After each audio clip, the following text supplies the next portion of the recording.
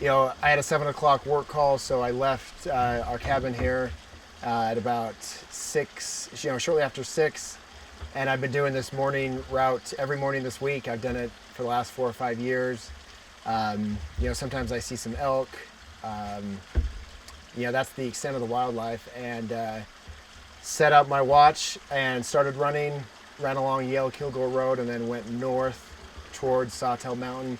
Went back on these ATV trails, and about a mile in, noticed on my left side there was this furry patch, and I immediately stopped, looked at it, and made eye contact with what I quickly realized was a grizzly bear. I have no doubt about that. I could tell by the the grizzled fur, and we made eye contact for seemingly a split second, and it was running towards me. And it was dead quiet. I didn't have any headphones, and I could hear the ba-boom, ba-boom, ba-boom, branches breaking, twigs snapping.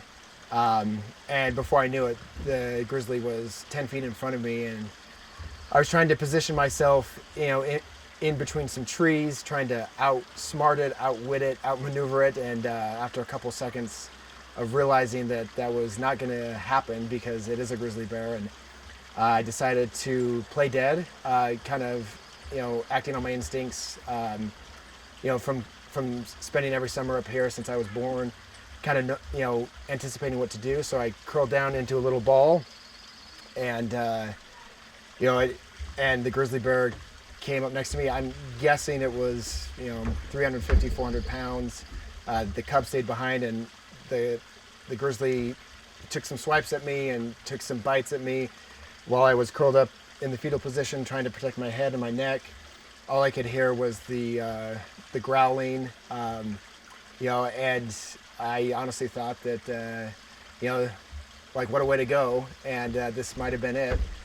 I said a quick little prayer, hoping that things would de-escalate, and next thing I knew, the bear took off, kind of in the direction that I was coming from.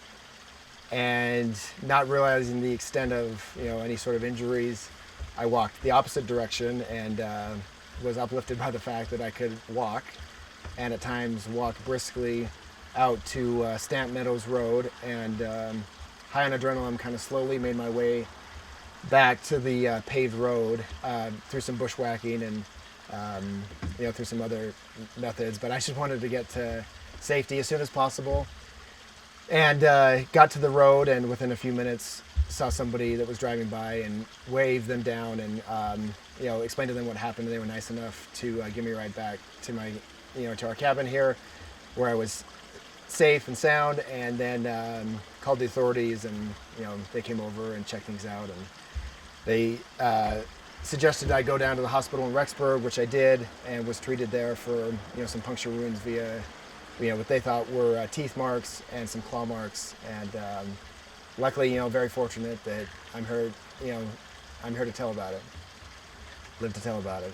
So partway through it, you said you thought this was the way to go. Like, you didn't think you would make it out of that experience. No, I mean, as I said, I've been coming up here for every summer of my life and reading the stories. I mean, the one from a few days ago about the one, up closer to Glacier, and the one earlier this year near West Yellowstone. I mean, I just, I hear about them all the time, and I even wake up at 4 a.m. to drive through the park to try to look for grizzly bears. I mean, I do kind of feel like I was very fortunate, and I had some sort of spiritual connection with this grizzly bear, because it easily could have been much worse, and could have done far more damage. And for whatever reason, was fortunate to kind of get up and get to safety.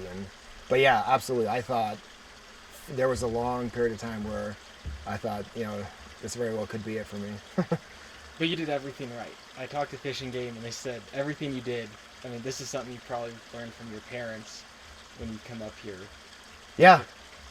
I mean, absolutely. Like I remember my dad reading me grizzly bear attack stories from all over the country in Alaska, and what to do and what not to do. And yeah, so I definitely I felt like I did the right thing, but again, I don't know. I thought about should I climb a tree, should I make noise, but I felt like it happened so quickly. Before I knew it, this bear was right in front of me, and I had to act quickly, and there was no time to climb a tree, no time to, I clearly couldn't outrun it.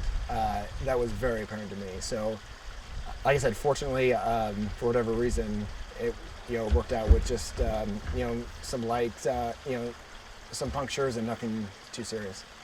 What do you wish people would know? Just to respect wildlife. It's kind of like, I mean, I've loved grizzly bears for all my life, and I never thought that this would happen to me, but things do happen, and listen to the recommendations, whether it's carry bear spray or curl up in a ball, play dead. I think adhering to those kind of things that I've learned, and obviously would hope would never have to practice or implement, that kind of helped me get through it. But yeah, the 10 or so seconds that it was biting me and pawing at me were very very frightening, and just very fortunate that I was able to make it out alive. Is it the scariest thing you've ever experienced? Absolutely. Yeah, I thought, I've got 3 young girls, and, it just, I just thought, this, what a way to go if this is the way to go. But, I obviously thought about my family, my wife, my kids, and everyone else. And, like I said, very lucky that it was such a, that it wasn't as severe as it could have been. Well, thank you. And they're all here now. They are. They are. Yeah, along with cousins and second cousins and aunts and uncles, and yeah. What did people say when you showed up here back at the cabin? It was great. They, like the little kids made a poster that said, hope you have a berry. Yeah, you were very brave, and they had pictures of bears, and so it was very cute, and it was definitely a warm welcome to come home to, and glad I didn't have to spend any more time in the hospital. And it was only a few hours. You drove down there a few hours and you're back now. Yeah. So they gave me some medication to take to ensure the wounds don't get infected, but yeah, definitely respect wildlife, and because they were here first, and we're kind of infringing on their territory, and I did call up the the Fish and Game service and ask if they were planning on doing anything to the bear, and luckily they don't plan on trapping it or putting it down, which really makes me happy, because I would be very upset if that bear were to be put down, or put into Yellowstone Bear World or zoo, because really, I was there on its territory. I just surprised it. It was the perfect recipe for what usually can be a fatal encounter, a surprise encounter. It had a cub early in the morning when they're active, and I can't say it enough. I'm just very fortunate to be able to live to tell about it. Well, thank you. Absolutely. It's hard probably to